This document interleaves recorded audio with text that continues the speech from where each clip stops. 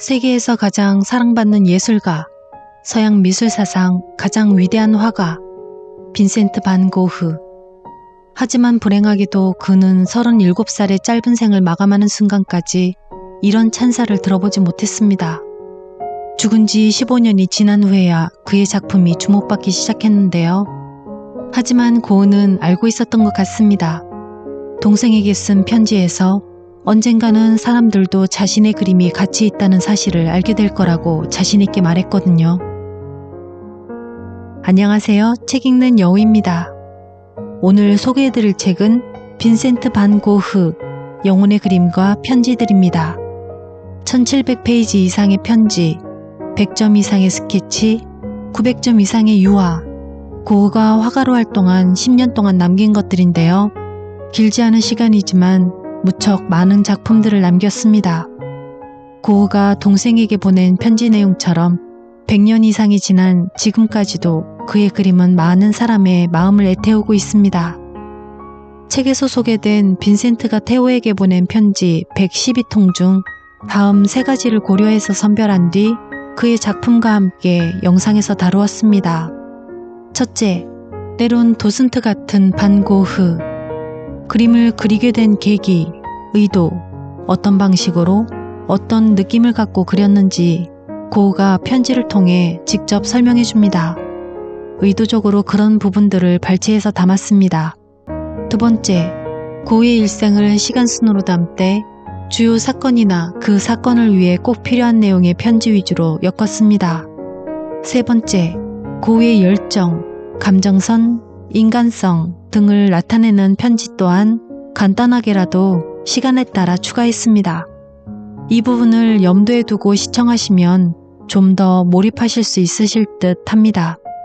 자, 그럼 빈센트 반 고흐, 영혼의 그림과 편지들 일부를 그의 작품과 함께 들어보실까요? 의문의 총상. 대체 그 밀밭에서 무슨 일이 있었나? 1890년 7월 27일 일요일, 어둠이 완전히 내린 무렵 한 남자가 옆구리를 움켜쥐고 라브 여관으로 들어왔다. 까마귀가 나는 광활한 밀밭에서 총을 맞고 기절해 있다가 정신이 들자 인적 없는 시골길을 홀로 간신히 걸어온 참이었다. 3층의 장기 투숙객 빈센트 반 고흐였다. 깜짝 놀란 주인장 라브가 의사를 불렀고 가시에 박사가 헐레벌떡 달려와서 응급처치를 했고 동생 테오가 파리에서 기차를 타고 급히 오베르로 내려왔다. 그런데 정작 사건의 당사자는 태연하게 침대에 앉아 담배를 피웠다. 괜한 소란을 피웠나.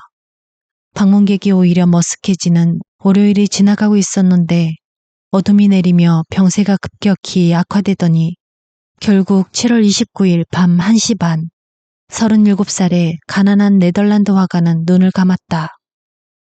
테오는 이튿날 급히 형의 장례식을 치르고 참석해준 형의 지인들에게 형을 기억해달라는 의미로 그림들을 나눠준 다음 유품들을 정리하다가 미완의 편지를 발견했다. 난 그림에 목숨을 걸고 그 대가로 존재의 절반이 무너져 내렸는데 넌 어째서? 죽을 때 형의 품속에 있던 원망 가득한 편지. 수신인은 동생인 테오 자신이었다. 화랑을 그만둘 생각이고 인상주의 화가들의 작품은 여전히 거래가 어렵다는 테오의 편지에 대한 답장이었다.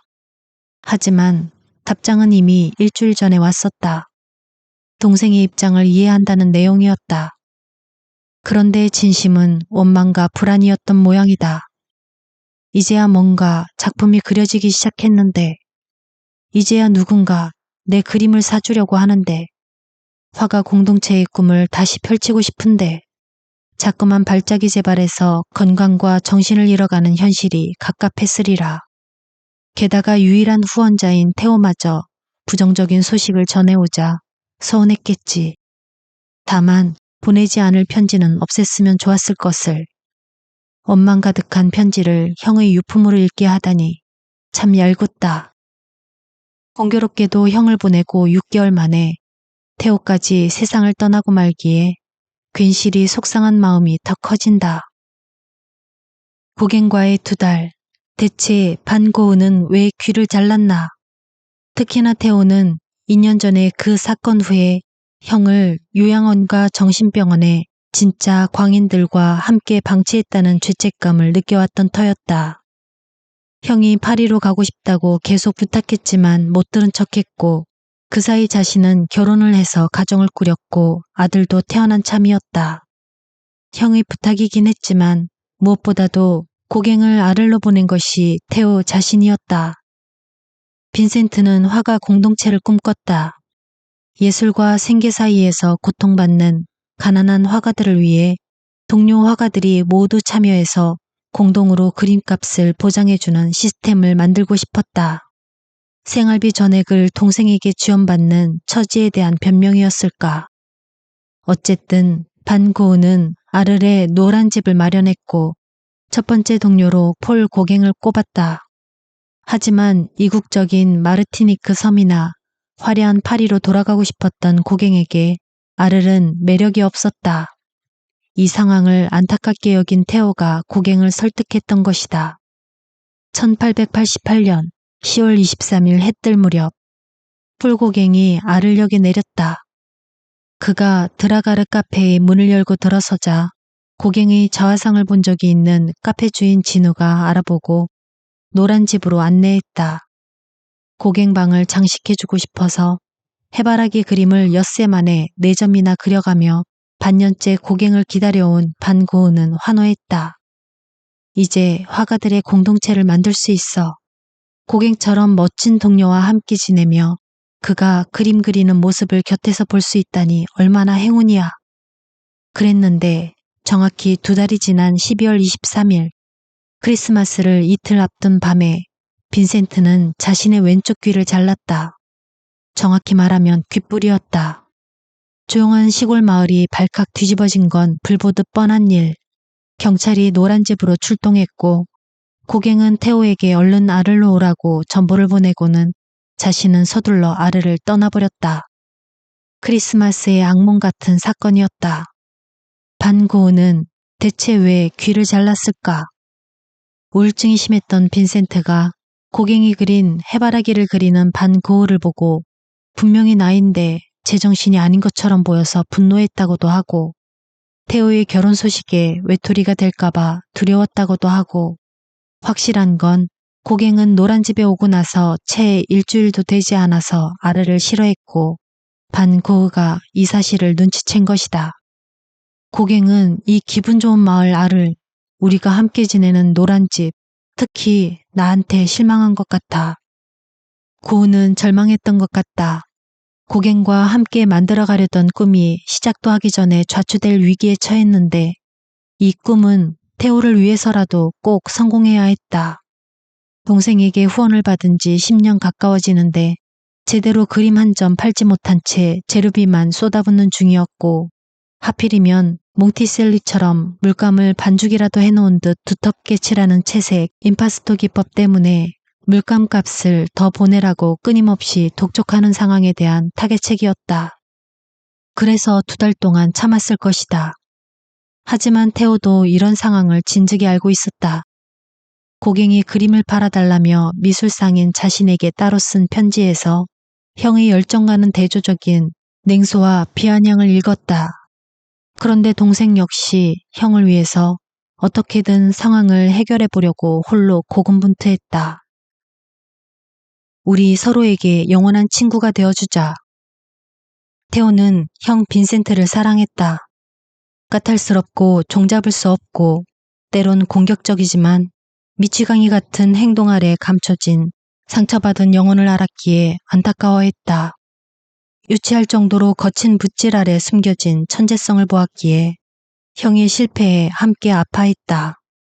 하지만 너무나 극단적인 성향이어서 대체 어떻게 반응할지 알 수 없는 예민한 형에게는 조심스러운 격려 외에는 자유롭게 건넬 수 있는 말이 적었다. 형은 단순한 조언조차도 때로는 왜곡하고 격분했으니까. 빈센트가 왜 남들처럼 평범하게 적당히 원만하게 사는 게 힘들었는지 정확히 알 방법은 없다. 그저 여러 원인을 추측해 볼 뿐이다. 자신이 태어나기도 전에 죽었던 1살 위 형의 무덤이 창밖으로 보이는 집에서 생일 때마다 축하가 아니라 어머니의 통곡을 들으며 자랐기 때문일까. 유달리 예민한 감수성 탓에 사소한 사회적 신호들을 묻어나게 흡수하지 못하고 방황하다가 영 사회 밖으로 튕겨져 나갔는지도 모르겠다. 다만 빈센트가 끊임없이 불화와 문제를 일으키는 내내 태호는 형의 곁을 지켰다. 27세 늦은 나이에 화가가 되겠다는 무모한 선언을 응원했고, 팔릴만한 예쁜 그림이 아니라 칙칙한 그림만 고집스럽게 그려도 이해했고, 수년째 발전이 없는 캔버스를 보고도 힐란의 말을 꾹 참았고, 그런데도 끝없이 이어지는 하소연과 비난과 요구도 묵묵히 들었다. 그렇게 10년째 외면받던 형의 그림이 드디어 한 점, 붉은 포도밭이 팔리고 자신도 가족과 갓난아기를 데리고 네덜란드로 여름 휴가를 다녀온 지 얼마 안 된 평화로운 일요일 밤, 형의 사고 소식이 날아든 것이다. 1872년 9월, 19살의 형 빈센트와 15살의 동생 테오는 헤이그의 스에베닝언 바닷가를 걷다가 풍차 앞에 멈춰서서 약속했다. 우리 서로에게 영원한 친구가 되어주자. 그렇게 시작된 편지 교환이 평생 이어졌다. 한때 빈센트 반 고흐의 자화상인 줄 알았던 그림이 테오도르 반 고흐에 초상하였을 정도로 서로 닮은 형제. 그들이 주고받은 편지를 한 통 한 통 읽다 보면 서로가 서로의 버팀목이 되어주며 치열하게 노력하고 실패했던 삶이 오롯이 느껴져 한없이 기뻐지고 한없이 슬퍼진다. 화가의 도시 파리로 나의 꿈은 그림이고 화가였더구나.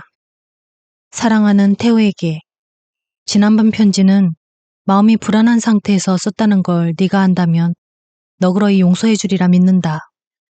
그림 실력은 늘지 않고 도대체 어디로 돌아가야 할지도 모르겠어서 답답한 마음에 무작정 펜을 들었던 거야. 마음이 더 정리될 때까지 기다렸어야 했는데. 나쁜 기분이 가시고 나니 너는 물론이고 세상 사람들 전체가 좋게 보이고 달라 보인다. 난 풍경을 좋아하는데 일상에 대한 관찰은 그보다 한 10배쯤 더 좋아하지. 가끔은 두려울 정도로 정직한 내용이 담겨 있거든. 느낌이 온다니까. 어쩌면 초상화 그리는 법도 터득하게 될 것 같아. 물론 어마어마한 연습이 뒤따라야겠지. 단 하루도 그냥 흘려보내지 않고 있다. 선 하나 긋지 않고 보내는 날이 없어. 1881년 1월 브뤼셀. 사랑하는 테오에게 삽을 든 농부를 최소 5장은 넘게 그렸다. 그러니까 각기 다른 삽질 동작을 포착한 거지. 전원생활과 관련된 모든 걸 연구하고 관찰하고 그려봤다.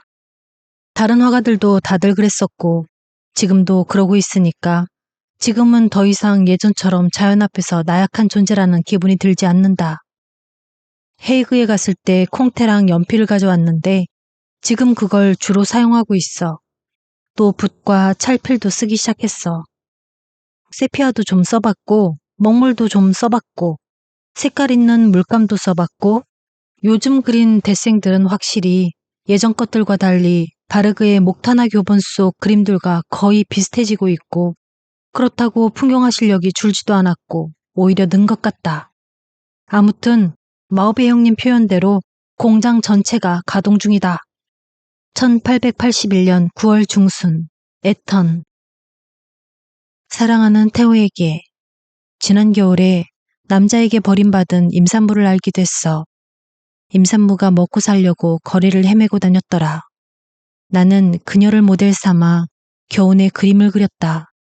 모델료를 제대로 다 챙겨줄 형편은 안 됐지만 방세 정도는 줄 수 있었고 하느님 감사하게도 내가 먹을 빵을 함께 나누는 식으로 그녀와 아이를 추위와 굶주림에서 보호해 줄 수 있었어.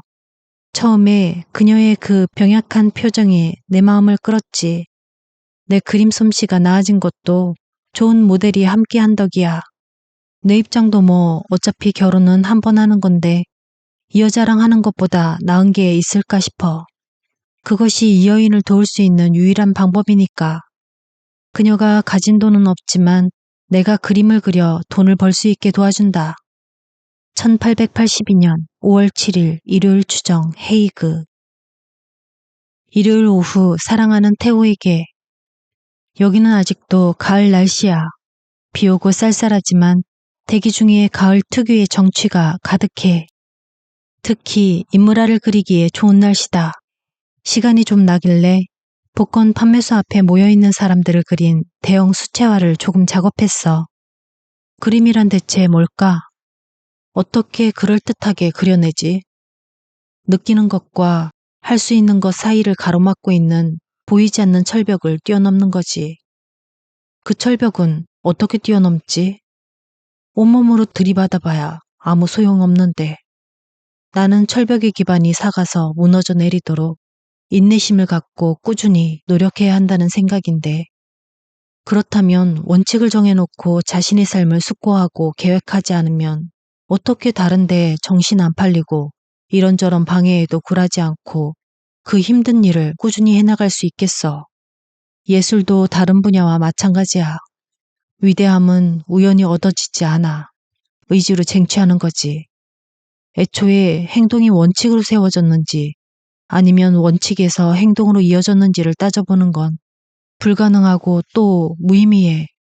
닭이 먼저냐, 달걀이 먼저냐 같은 문제니까. 다만 내가 긍정적이라고 생각하고 가장 중요하게 여기는 건 사고력과 의지를 키우려고 노력해야 한다는 거야. 조만간 나의 인물화 최근작을 보면서 네가 어떤 생각을 할지 궁금하다. 1882년 10월 22일 일요일 헤이그. 아우야, 솔직히 나도 내 지적에 동의해. 내 그림에 개선할 점이 많다는 지적 말이야. 하지만 동시에 너 역시 그 그림을 좋아할 애호가를 찾는데 더 힘을 쏟아 부어야 한다는 게 내 생각이야. 지금까지 단 한 점도 못 팔았다는 건 제값이든 헐값이든 시도조차 안 했다는 거야. 화를 내는 게 아니야. 다만 이번만큼은 애들러 말하지 않겠다. 계속 이러면 결국에는 내가 이 상황을 참을 수 없을 거야. 그러니 네 입장을 계속 솔직히 말해줘. 나도 팔릴 그림이니 안 팔릴 그림이니 그런 진부한 말장난은 않겠어. 너도 속내를 말해라. 내 그림을 신경 써서 팔 마음이 있는지, 네 체면상 도저히 판매할 수 없는 건지, 솔직히 네 뜻을 알고 싶다. 지난 일은 넘어가자. 난 지금 미래를 바라보고 있어. 그래서 어떻게든 내 그림을 팔겠다고 단단히 마음먹은 거야. 네가 내 그림을 어떻게 생각하든지 말이야. 아니, 드렌터에서 그려온 습작들이 그렇게 다 형편없니? 여기서 그린 습작들을 보내기가 망설여진다. 아니, 안 보내련다. 보려면 봄에 여기 와서 봐라. 안트베르펜에 가서 좀 팔아볼까 싶다. 드렌터에서 그려온 습작들을 검은색 나무 액자에 끼워서 말이야. 이미 목수에게 부탁해놨어. 내 그림에는 검고 진한 틀이 잘 어울리거든. 내 작품에 고요하고 그럴듯한 분위기를 심어주려는 것뿐이야. 난 내 그림이 어디 구석에 처박히길 원치 않아. 그렇다고 고급 액자에 담겨 유명화랑에 전시되고 싶다는 것도 아니야. 알겠어? 내 스스로 내 그림을 누구보다 잘 안다고 말해놓고서 이렇게까지 꿈쩍도 하지 않으니 내가 내 작품을 매우 하찮게 여긴다고 판단할 수밖에 없다. 그런 너한테 뭘 더 바라겠어. 잘 지내라. 1884년 3월 2일 일요일 추정 뉘넌. 사랑하는 태호에게. 내 생일을 맞아 진심으로 건강과 평온이 깃들기를 기원한다. 마음 같아서는 생일 날짜에 맞춰서 감자 먹는 사람들을 보내주고 싶었는데 작업은 차근차근 잘 진행되고 있지만 아직 완성하지 못했어. 유화치색은 상대적으로 단시간에, 그것도 대부분 기억에 의존해서 맞춰야 하는데 얼굴과 손의 유화 습작을 그리느라 겨울을 다 보냈어. 그리고 채색에 집중한 요 며칠은 정말이지 치열한 전투 같기는 했지만 아주 열정적인 시간이었다. 간간히 실패에 대한 두려움이 스쳤지만 그림을 그린다는 것도 행동하고 창조하는 과정이야. 감자 먹는 사람들은 확실히 황금색과 잘 어울리는 그림이야. 아니면 잘 익은 밀밭의 깊은 색을 가진 벽지로 도배된 벽에도 잘 어울린단다. 바꿔 말하면 이런 환경이 아니라면 절대로 걸어선 안 돼. 어두운 배경에서는 진가가 드러나지 않거든. 특히나 흐릿하고 밋밋한 배경에서는 더 볼품없어. 무척 어두운 실내에서의 순간을 담은 그림이라서 말야. 사실은 실제 장면도 일종의 금색 테두리에 들어있었어. 난로의 열기와 불빛이 흰 벽을 가득 비췄거든. 그림에서는 잘려나갔지만 실제로는 그 모든 게 비춰진 모습이 관찰자의 눈에 비친 장면에 가깝지. 다시 한번 강조하는데 이 그림은 꼭 황금색이나 짙은 동색 테두리에 액자에 넣고 감상해야 해. 이 그림을 금색 계열 옆에 두면 빛이 전혀 없는 곳에 두어도 빛이 느껴질 거야. 내가 감자 먹는 사람들에서 정말로 보여주고 싶었던 건 이 농부들이 램프 불빛 아래서 집어먹는 감자가 바로 그들의 손으로 땅을 일구고 수확해서 식탁에 차린 것이라는 사실이었어. 말하자면 손으로 하는 노동을, 그들이 정직하게 일해서 얻은 정직한 식사를 보여주고 싶었다. 우리같이 좀 배웠네 하는 치들과는 전혀 다른 삶의 방식을 말이야. 그래서 난 사람들이 이 그림을 보고서 그저 예쁘네, 잘 그렸네 하고 말하는 게 정말 싫다. 1885년 4월 30일 목요일, 뉘넌. 사랑하는 태호에게 진작 전했어야 했는데 네가 준 50프랑이 얼마나 고마운지 모르겠다. 덕분에 무사히 월말을 넘겼어. 물론 오늘부터 다시 똑같은 문제가 반복되겠지만 말이야. 돈을 받자마자 매력적인 모델을 불러서 실물 크기로 얼굴을 그렸어. 검은 머리카락 빼고는 다 밝아. 그래도 금색 반사광 효과를 살려보려 한 배경 때문에 단색의 색조가 유난히 도드라진다. 이런 계열의 색을 썼지. 진한 살색에 목은 그을린 구릿빛, 머리카락은 흑옥 같은 검은색으로, 검은색은 암적색과 프러시안 블루로 만들었어. 블라우스는 희끄무레한 색으로 칠했다. 검은 머리에 강렬한 빨간색을 살짝 첨가했고 두 번째 리본에도 희끄무레한 색 위에 강렬한 빨간색을 썼어. 지금 내 머릿속은 온통 렘브란트와 할수록 꽉 찼다. 이들의 그림을 하도 많이 봐서가 아니라 이곳 안트베르펜에서 이 두 화가가 살던 시절을 떠올리게 하는 사람들을 워낙 많이 봤거든. 지금도 무도회장에 종종 가서 여성, 뱃사람, 군인들의 다양한 얼굴을 관찰한단다. 입장료를 20에서 30센트 내면 맥주 한 잔을 줘. 술 마시는 사람도 거의 없는데 밤새도록 흥겨운 분위기야. 적어도 나는 활기찬 사람들을 관찰하며 즐겁게 시간을 보내. 내가 할 일이자 그림 실력을 확실히 키울 수 있는 유일한 방법은 모델을 보고 많이 그려보는 거야.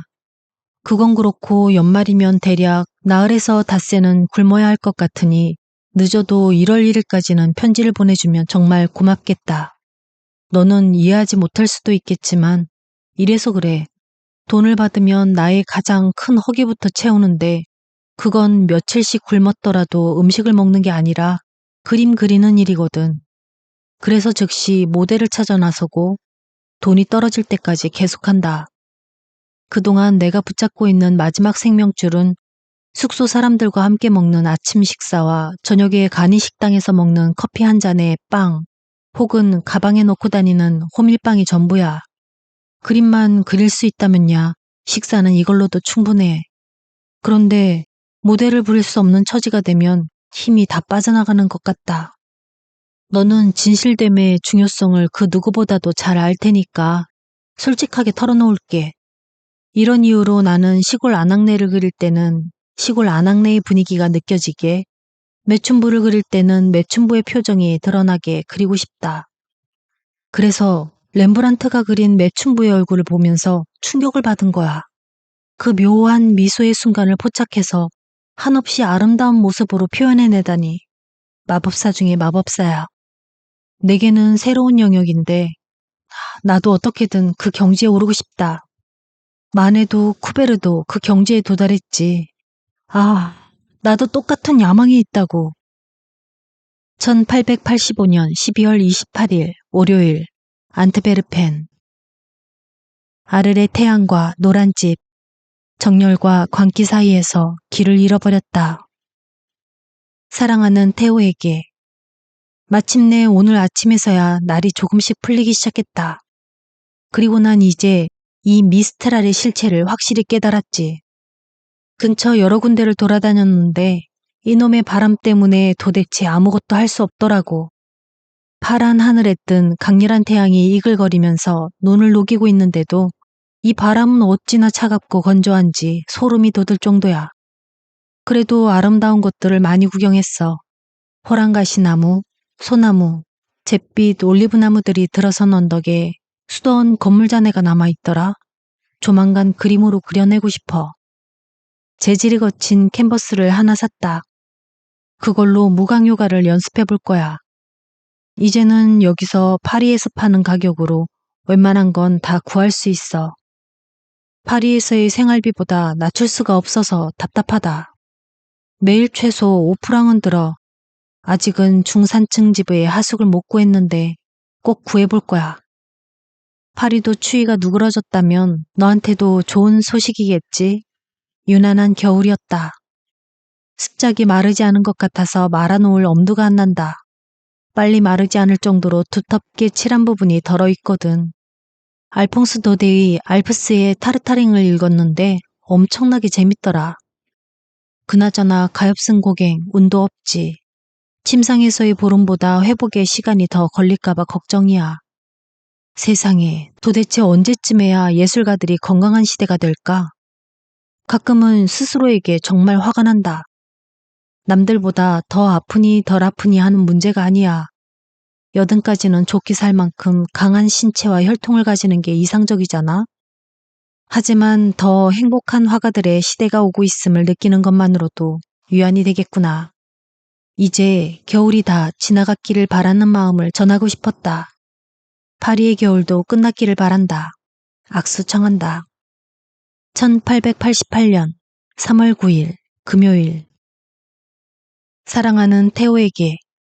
편지와 50프랑 고맙게 받았다. 더 여유롭게 답장하려고 했다만 급한 사정이 생겼어. 막 완성한 이번 그림이 네 마음에 들어서 이것이 네덜란드로 보내졌으면 하거든. 과수원에 가서 20호 캔버스에 그린 그림이야. 쟁기로 일궈놓은 연보라색 땅과 갈대로 이어붙인 울타리가 있는 과수원에 분홍색 복숭아 나무 두 그루가 파랗고 하얘서 찬란해 보이는 하늘 아래 서 있다. 분홍색 복숭아 나무 두 그루가 파랗고 하얘서 찬란해 보이는 하늘 아래 서 있다. 내가 그린 최고의 풍경화 같다. 이 그림을 들고 집에 돌아왔는데 우리 누이 동생이 네덜란드 신문에 실린 마오베 형님의 추모 기사글을 보냈더라. 추상화는 아주 근사했는데 글은 별 내용도 없고 그저 그랬어. 동판화는 괜찮았고. 그런데 뭔가에 감정이 복받치면서 목이 콱 막히더라. 그래서 그림 위에 이렇게 썼어. 마오베 형님을 기억하며 빈센트와 테오가. 너만 괜찮다면 우리 같이 서명해서 이 그림을 형수님에게 보낼까 한다. 여기서 그린 것 중에 가장 잘 그린 습작을 고른 거야. 우리 집안 사람들이 뭐라고 할지 모르겠지만 상관없어. 아무래도 마오베 형님을 추모하는 뜻을 담으려면 진지하고 무거운 그림보다 부드럽고 밝은 분위기가 더 나을 것 같거든. 죽은 이들이 죽었다 여기지 말아라. 산자들이 살아가는 동안에는 죽은 이들도 살아간다. 나는 세상사를 이렇게 느끼고 있어. 그렇게 슬픈 일은 아니라고. 1888년 4월 1일 일요일 추정. 사랑하는 테오에게. 100프랑이 든 편지 방금 받았다. 정말 고맙다. 이전에 50프랑을 동봉한 편지도 역시 브뤼셀에서 보냈더구나.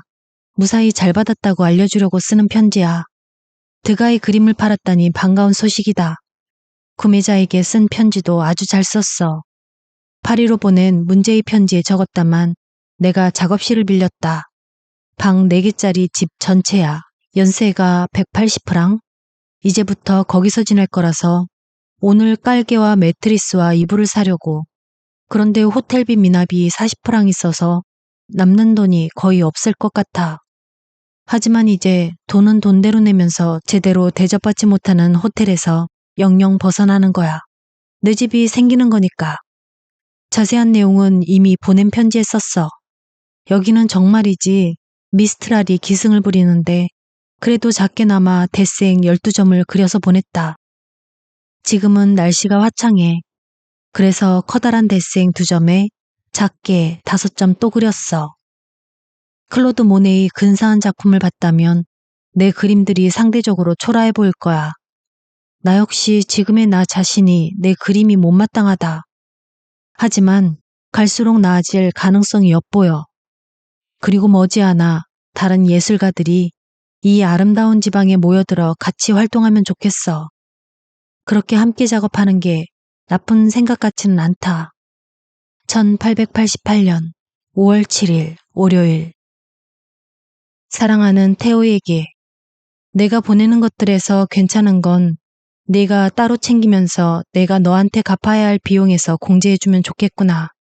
나로서는 이런 식으로 1만 프랑어치가 모아지면 마음이 한결 편해질 것 같다. 지난 수년간 쓴 돈이라도 고스란히 회수해야 해. 그 정도 가치는 인정받아야 하지. 거기까지는 아직 갈 길이 멀다. 하지만 이곳의 자연은 좋은 그림을 그리기에 필요한 모든 걸 다 품고 있어. 그러니 제대로 된 작품을 못 만든다면 그건 전적으로 내 탓이다. 이번에 보낸 그림에 거친 캔버스에 그린 분홍색 과수원나무 그림하고 가로로 긴 흰 과수원나무 그림, 그리고 다리 그림이 있어. 이것들을 잘 가지고 있으면 나중에 분명히 가격이 오를 텐데. 그러니 이 3점은 꼭 너희 집에 따로 보관해두고 되도록 팔지 말아라. 나중에 각각 500프랑의 값어치는 할 테니까. 1888년 5월 10일 목요일. 사랑하는 태호에게 고갱에 대해 생각해봤다. 자, 고갱이 여기로 오겠다고 하면 여행 경비를 부담해줘야 하고 침대와 매트리스도 2개씩 장만해야겠지. 하지만 그 사람 뱃사람 출신이니 집에서 요리를 해먹을 수 있을 거야. 그러면 나 혼자 쓰던 생활비로도 둘이 지낼 수 있어. 알다시피 난 화가들이 홀로 사는 것을 어리석다고 생각하잖아. 고립되어 지내면 손해야. 이 양반을 돕고 싶다는 네 뜻에 대한 내 대답이다. 네가 브르타뉴로 이 양반 생활비를 보내고 프로방스로 내 생활비도 보내고 그럴 순 없어. 그런데 우리 둘이 생활비를 합치면 괜찮을 게다. 예를 들어 매달 250프랑쯤으로 액수를 정하고 매달 내 그림과 별도로 고갱의 그림도 1점씩 받는 거야. 그 예산을 넘기지 않으면 이익을 보는 셈이잖아. 게다가 내가 다른 화가들도 합류시킬 생각이고, 그래서 여기 고갱에게 보내는 편지 초안을 동봉하니까 네가 읽어보고 괜찮다고 하면 발송하마. 넌 이 양반을 돕고 싶겠지. 나도 이 양반의 궁핍한 사정을 듣고 마음이 아팠거든. 하지만 하룻밤새 해결할 수는 없잖아. 나로서도 내 작업에만도 이렇게나 돈이 많이 들어가서 걱정이 많다. 하지만 아무리 궁리해봐도 돈 많은 아내를 얻거나 그림 그리는 친구들끼리 힘을 합치는 것밖에는 달리 방법이 없어. 나는 결혼은 어렵겠고 동료를 얻는 쪽으로 생각하고 있다. 만약에 고갱이 동의한다면 시간을 지체하지 않을 작정이다. 이게 조합의 시작이 될 수도 있어. 1888년 5월 28일 월요일 혹은 29일 화요일. 1888년 5월 22일 편지를 보면 고갱은 태호에게 도움을 청했다. 이미 2달 전부터 퐁타방의 여인숙에서 외상으로 지냈고 혼자 힘으로는 해결할 수 없는 처지였다. 이런 상황이 빈센트가 그를 아를로 불러들이는 계기가 되었다. 사랑하는 태호에게 네 편지가 아직 오지 않아서 몇 마디 더 적는다. 아마도 내가 생트마리에 가 있다고 생각해서 그런 거겠지. 밀밭이 배경인 풍경화를 작업 중인데 흰 과수원보다 못한 그림은 절대 아니야. 2 풍경화 모두 얼마 전 앵데팡당전에 출품했던 몽마르트 언덕과 비슷한데 더 안정적이고 특징이 살아있어. 또 다른 소재는 농가와 집단 더미인데 아마 같이 짝을 이루는 그림이 될 것 같아. 고갱은 어떤 그림을 그릴지 궁금하다. 여기 왔으면 좋겠구나. 너는 앞날을 그려봐야 부질없다고 여길지 모르겠지만 그림이라는 게 서서히 그려나가면서 동시에 앞으로의 상황도 미리 계산하는 거야. 나도 그렇지만 고갱도 그림 몇 점 팔면 형편이 훨씬 나아질 거야. 작업을 계속하려면 어떻게든 생계는 해결해야 하니 생활이 보장되는 든든한 기반이 있어야 해. 나로서는 남부에서 본격적으로 시작한 터라 옮겨갈 생각보다는 이 지역을 더 깊숙이 파고드는 게 더 이로울 거야. 마지막에 그린 밀밭 풍경화가 단연 압도적으로 좋다.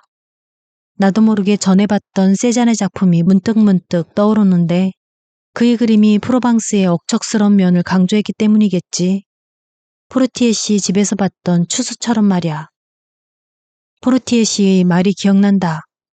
처음에는 자신이 소장한 세잔의 그림들을 대수롭지 않게 보았었는데 다른 그림들과 나란히 세우니 다른 색들을 완전히 압도하더라고 하더라. 게다가 세잔이 금색을 표현한 걸 보면 얼마나 색을 격조 있게 사용하는지 알 수 있어. 마지막에 그린 그림은 작업실의 벽돌 바닥에 두어도 절대로 밀리지 않아. 시뻘건 벽돌을 오히려 배경으로 삼듯 색감이 죽거나 힘을 걷게 뜨는 일이 없어. 세잔이 작업했던 액상 프로방스의 자연도 여기와 흡사해.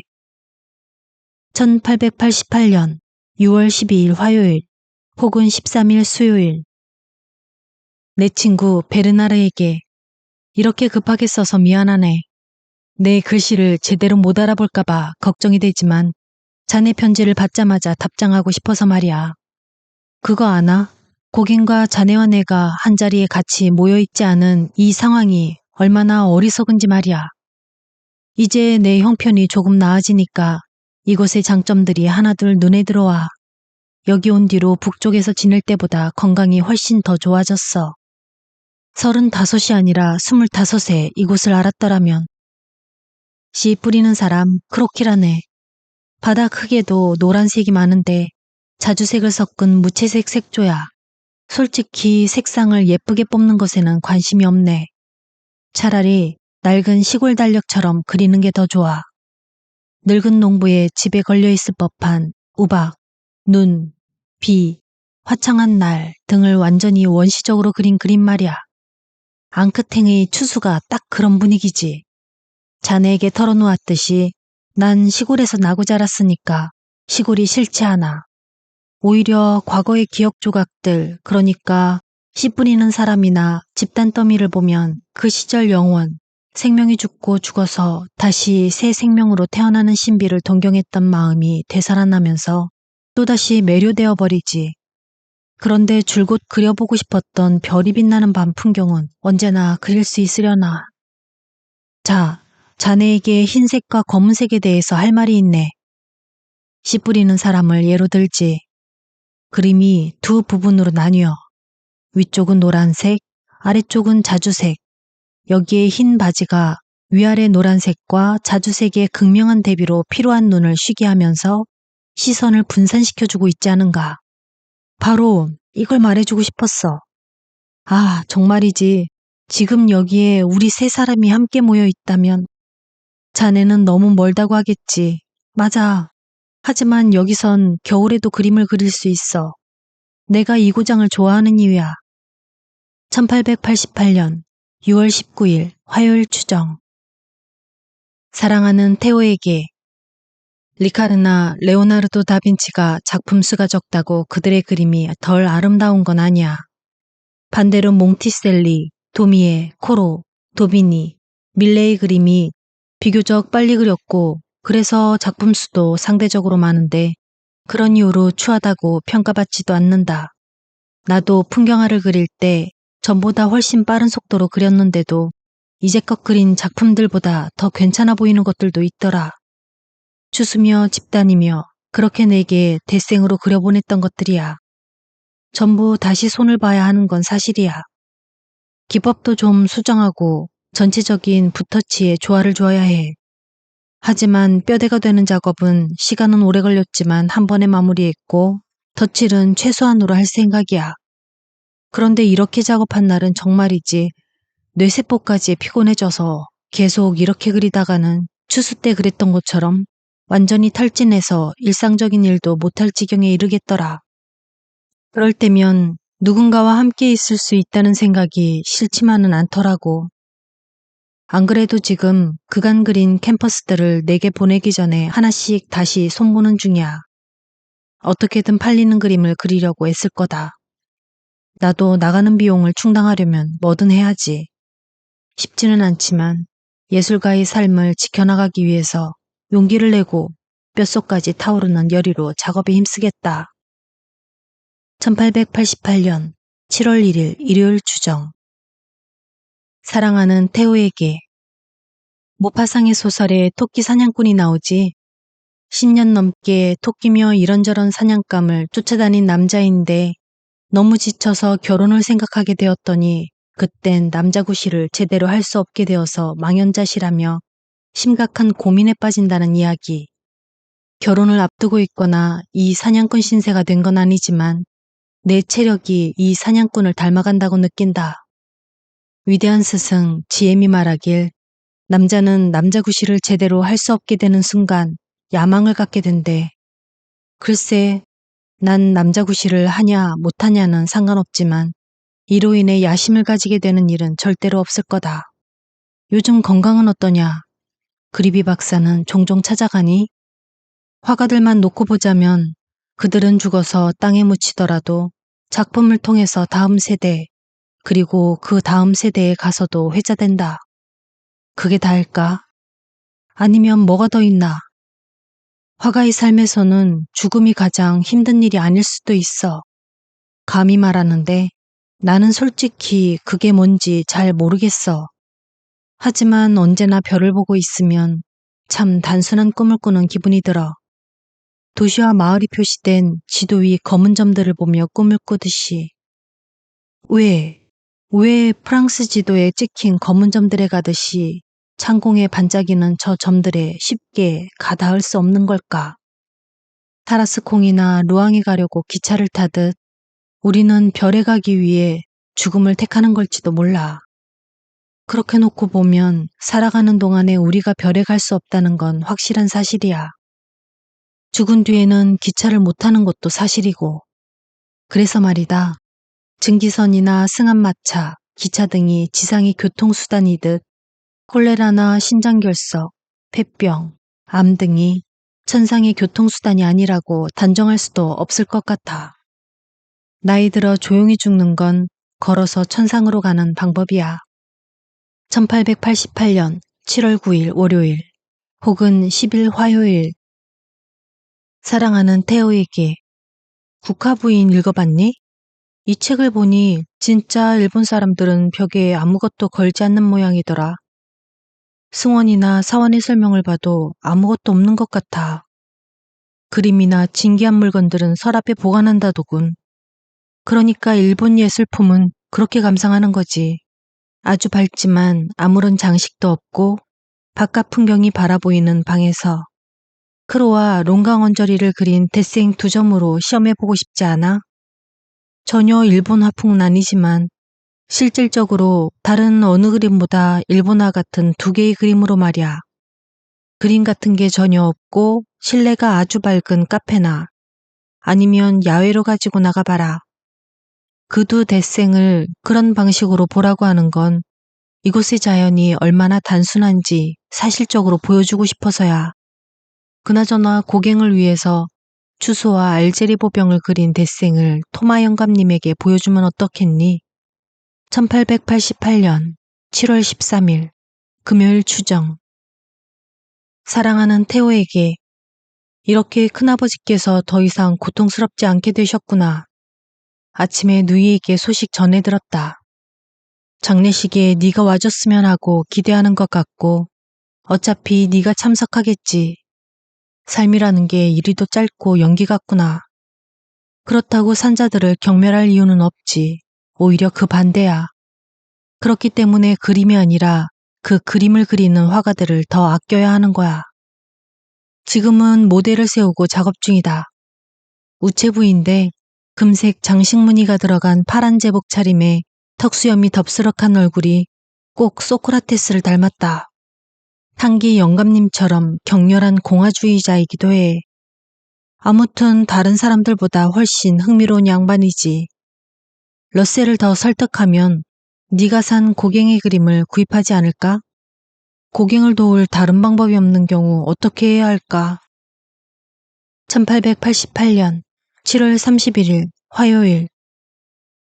사랑하는 테오에게 곧 파시앙스 에스칼리에라는 노인을 보게 될 거다. 곡괭이를 들고 다니는 카마르그의 목축업자인데 지금은 크로에 있는 농가에서 정원을 가꾸고 살고 있어. 이 농부의 초상화는 뉘넌에서의 감자 먹는 사람들처럼 어두운 색감은 아닌데 고상하신 파리 시민 포르티에 선생은 이번에도 똑같은 편견을 갖고 그림을 대하겠지. 나는 눈앞에 보이는 것을 정확히 묘사하는 대신 색을 임의대로 활용해 나다움을 강렬하게 표현하는 편이야. 이론적인 얘기는 일단 넘어가고 그냥 내가 하고 싶은 것 하나만 예로 들게. 내가 화가 친구의 초상화를 그리고 싶어. 그는 원대한 꿈을 가졌고 밤 꾀꼬리가 노래하듯 열심히 그림 작업을 해. 그는 금발이야. 그림이 완성되려면 그때부터 제멋대로 칠해야 해. 금발을 강조하고 싶으니까 주황색, 크롬색, 연한 레몬색을 동원할 거야.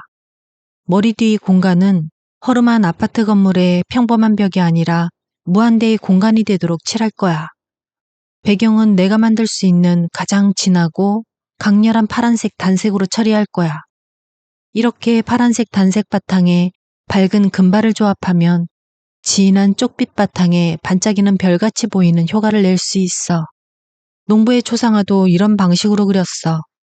다만 여기엔 무한대의 별처럼 희미하게 빛나는 효과는 없어.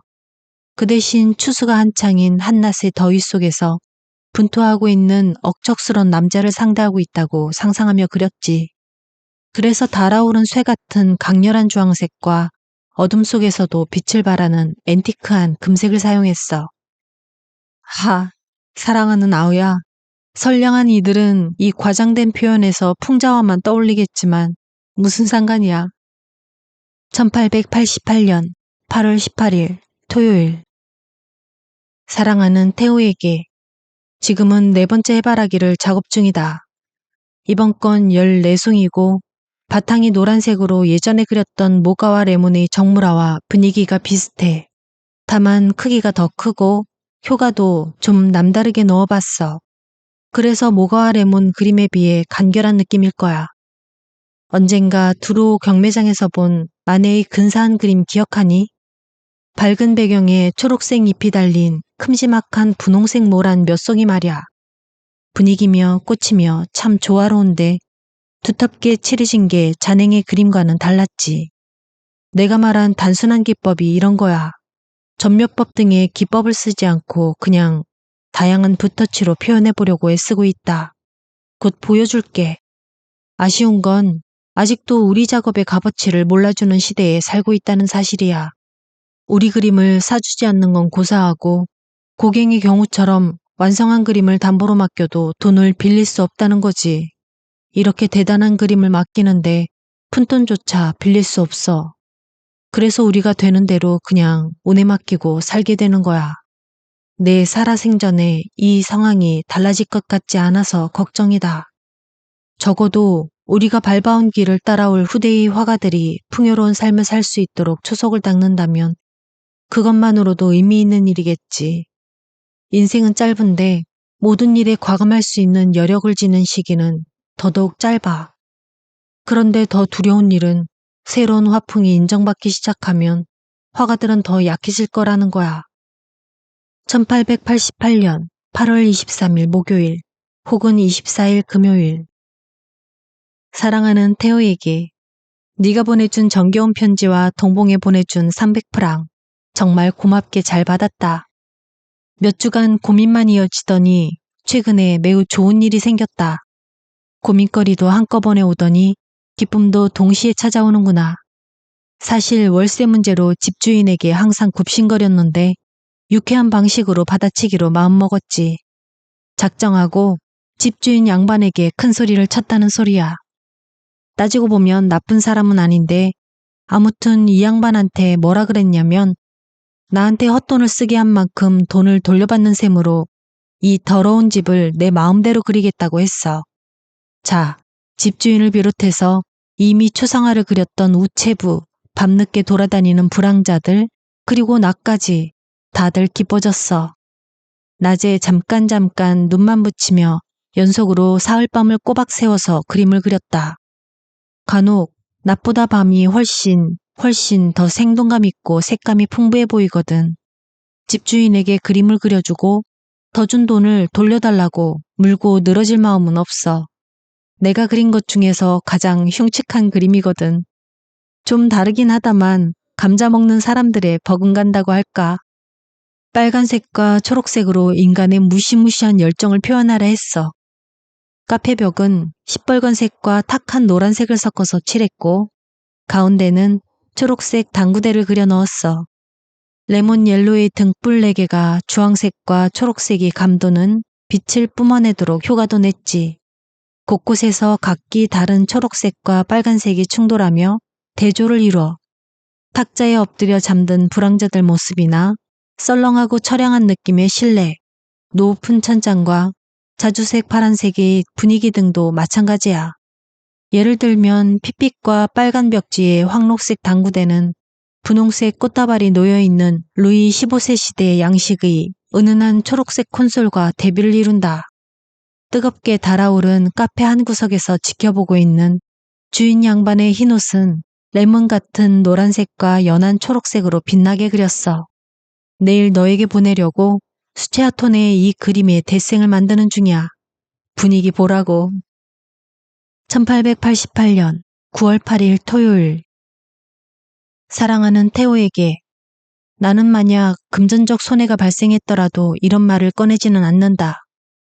하지만 고갱의 신의는 확인해봐야 하는 게 만약 그와 친한 라발이 새로운 돈벌이에 관한 가능성을 제시한다면 라발과 우리를 놓고 망설일 거라는 생각이 들기 때문이야. 그 양반을 탓하자는 건 아니야. 다만 고갱이 자신의 이익을 끝까지 고집한다면 너도 작품으로 돈을 돌려받는 방법까지 고려해서 네 이익을 챙겨야 맞아. 라발이 어느 정도 돈을 쥐고 있었더라면 고갱은 이미 우리에게 완전히 등을 돌렸을 수도 있어. 그가 다음번 편지에서 네게 도대체 무슨 이야기를 늘어놓을지 참으로 궁금하다. 곧 보낼 거야. 확실히 말할 수 있는 건 그 양반이 여기 오든지 말든지 우리 우정은 지켜나갈 거야. 다만 우리도 어느 정도 단호한 태도를 보여야 해. 이 양반이 여기 오지 않더라도 내가 애간장 태울 일은 없다. 내가 작업을 게을리하지도 않을 거고 대신 이 양반이 이리 오면 무척 반갑게 맞아줄 거야. 작품 구상이 넘쳐나서 혼자 지내면서 무언가를 생각하고 느낄 틈조차 없을 정도야. 그림 그리는 규관차가 따로 없어. 그런데 이런 흐름이 멈추지 않을 것 같다. 내 생각에 활기가 넘치는 아틀리에란 그렇게 만들어지는 게 아니라 한 곳에 끈질기게 머물며 작업을 해나가면서 하루하루 만들어가는 거야.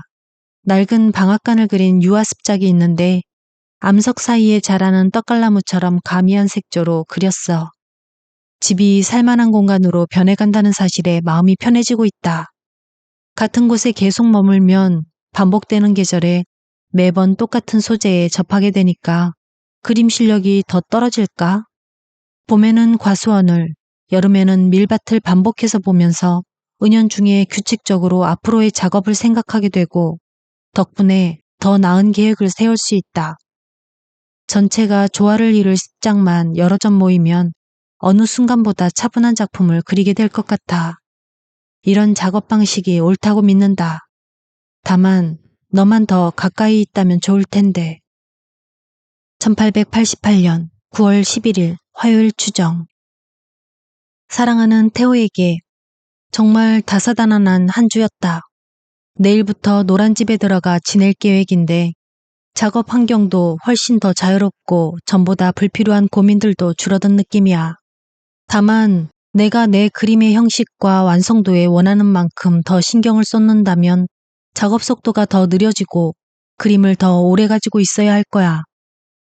작품들끼리 서로 보완이 되고 연작처럼 잘 어울리는지 살펴보기 위해서 말이야. 그리고 간혹 뼈처럼 단단하게 마를 때까지 보내고 싶지 않은 그림들도 있겠고 30호 캔버스 그림 하나가 그래. 가지가 늘어진 나무와 풀, 둥글게 깎은 서양 삼나무 숲을과 협죽도 수풀이 자라는 공원의 한쪽 모습이야. 바로 이전에 보낸 소포 속에 들어있던 공원 습작과 똑같은 그림이야. 다만 크기가 더 크고 하늘 전체가 레몬처럼 노란빛이어서 가을의 정취가 물씬 풍겨. 그리고 훨씬 단순하고 두텁게 임파스토 기법으로 그렸어.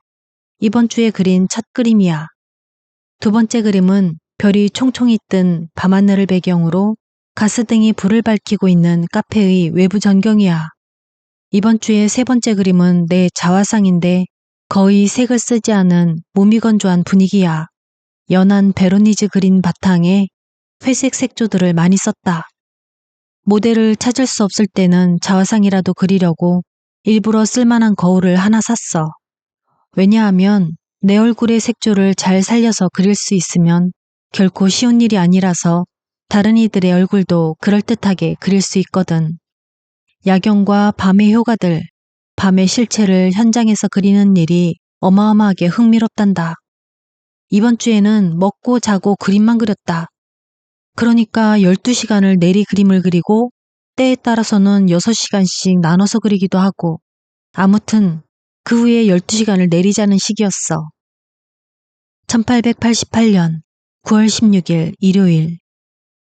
사랑하는 태우에게 이미 오늘 아침 일찍 내게 편지를 써놓고 볕이 잘 드는 공원을 그리러 나갔지. 그리고는 그 캔버스를 가지고 들어왔다가 새로 흰 캔버스를 꺼내들고 다시 나가서 또 그림을 그렸다. 그러자 지금 다시 또 편지가 쓰고 싶어졌어. 지금까지 이렇게 운이 좋았던 적이 없어. 여기 자연은 형언할 수 없을 정도로 아름다워. 무엇이 됐든 어디를 가든 하늘은 감탄이 절로 날 정도로 파란색 돔 지붕 같고 태양은 연한 유황색 빗줄기를 뿜어내는데 마치 델프트의 페르메이르 그림 속 은은한 파란색과 노란색의 조합처럼 보여. 그 정도로 아름답게 그리지는 못하지만 그 아름다움에 푹 빠져서 그 어떤 기교도 고민할 필요 없이 붓이 나가는 대로 그리고 있다. 집 앞 공원을 3번 그렸어. 카페는 2번, 그리고 해바라기들, 그 다음 보이의 초상화, 내 자화상도 그렸고 공장 위를 비추는 붉은 태양, 배에서 모래를 하역하는 인부들, 낡은 방앗간도 그렸고 다른 습작들은 빼고도 이 정도니 내가 얼마나 열심히 작업했는지 알겠지. 그런데 오늘 물감각 캔버스는 물론 돈까지 완전히 바닥났다. 마지막에 그린 그림은 마지막 하나 남은 캔버스에 마지막으로 남은 물감을 써서 그린 거야. 원래 초록색 공원인데 온전한 초록색 없이 프러시안 블루와 크롬 옐로만 써서 그렸어. 나 자신이 처음 이곳을 찾았을 때와 완전히 달라진 기분이 들어. 의심도 없고 무언가를 그리기로 마음먹으면 망설이지도 않아. 그리고 앞으로 이런 면이 점점 더 커질 것 같다. 경치가 어찌나 좋은지 집 앞에 공원 바로 옆에 귀여운 아가씨들이 모여 일하는 길이 있는데 덴마크 친구 무리에는 이 길로 안 와봤어. 공원을 매일 나와 함께 산책했지만 반대편으로만 다녔거든. 구역이 셋으로 나눠져 있다. 뭐랄까 묘하게 보카치스러운 장소라고 하면 네가 이해하기 쉬울까? 이쪽 구역은 순결이나 윤리 등등의 이유로 협죽도 같은 꽃나무는 없어. 평범한 플라타너스와 뻣뻣한 전나무 숲을, 가지가 늘어진 버드나무, 초록색 풀들 뿐이다. 하지만 무척 친밀한 분위기야. 마네의 그림 중에 비슷한 분위기의 공원이 있었는데. 1888년 9월 18일 화요일. 사랑하는 태호에게 집이 가져다준 마음의 평화가 커서 이제부터는 미래를 대비한 작업을 한다는 자부심이 생긴다. 나 이후에도 다른 화가가 이 일을 이어받겠지. 어머니의 초상화를 그리면서 즐거웠다. 네가 보기에도 건강하고 표정이 활기차 보이시지? 다만 실물과 똑같지 않은 점은 마음에 들지 않더라. 얼마 전에 내 자화상을 그렸는데 이렇게 회색 색조를 사용했었거든. 그런데 색을 입히지 않으니까 실물과 닮은 분위기를 낼 수는 없었어. 회색 색조와 회색빛을 띤 분홍색을 찾아내려고 그토록 애쓴 게 흑백만으로 그려진 그림은 싫더라고. 색채가 빠진 라세르테를 과연 제르미니 라세르테라고 할 수 있을까? 없지. 그나저나 나는 우리 가족의 초상화를 정말 그려보고 싶었어. 1888년 9월 21일 금요일. 사랑하는 태우에게. 눈은 여전히 피곤하지만 머릿속에 새로운 구상이 떠올라서 이렇게 크로키로 그렸어.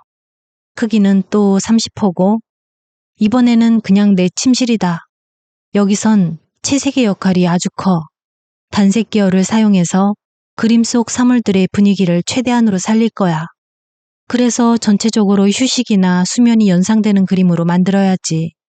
한마디로 이 그림을 보면 머리가, 아니, 그보다는 상상력이 쉬게 되는 거지. 이 방에는 아무것도 없어. 덧문은 닫혔고 가구가 주는 육중한 분위기가 휴식이 절대로 방해받지 않을 거라고 말하고 있어. 벽에는 초상화와 함께 거울, 손 닦는 수건, 옷가지 등이 걸려 있어. 액자는 그림에 흰색을 쓰지 않았기 때문에 흰색이 될 거야. 이건 강제로 씌워야 했던 상황에 대한 나만의 복수라고 할 수 있어. 내일은 종일 작업에 매달릴 생각인데 너도 보다시피 단순한 구도의 그림이야. 그림자들도 모두 뺄 거야. 일본 파나처럼 솔직 담백하고 평면적인 색조로 칠해야지. 아마 타라스콩의 승합마차나 밤의 카페와는 대조가 될 거야. 긴 편지는 못 쓴다. 내일 아주 이른 아침 새벽빛을 보면서 작업을 시작해서 마무리할 생각이거든. 통증은 좀 어떠니? 소식 전해주기 바란다. 1888년 10월 16일 화요일. 사랑하는 태우에게.